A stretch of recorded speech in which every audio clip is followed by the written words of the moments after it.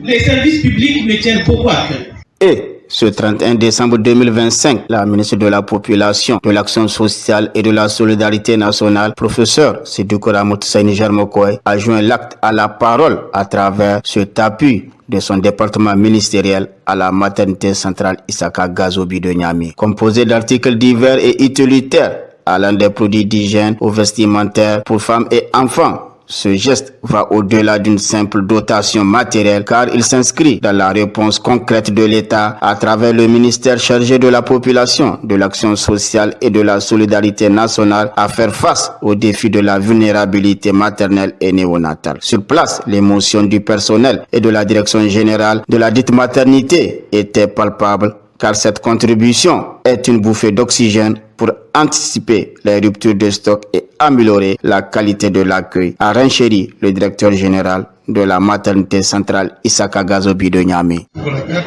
la justice sanitaire, il faut qu'on travaille dans ce sens-là. Si le Burkina l'a rendu gratuit, le Mali l'a rendu gratuit, pourquoi pas le Niger, parce que les trois pays de l'Est, et c'est important. Et par rapport aussi à la solidarité, les patients qui viennent du Burkina, du Mali, qui viennent de grossesse, vraiment c'est après accouchement. Par la suite, un accent particulier a été mis en avant par la directrice générale adjointe de la promotion de la femme en ces termes. Les victimes de violences basées sur le genre, que ce soit hommes ou femmes, sont souvent ici des couches vulnérables. Et une personne qui est déjà en situation de vulnérabilité à qui on demande encore de payer des frais pour subir l'expertise, c'est problématique. C'est dans ce sens que, Inch'Allah, on va préparer ce plaidoyer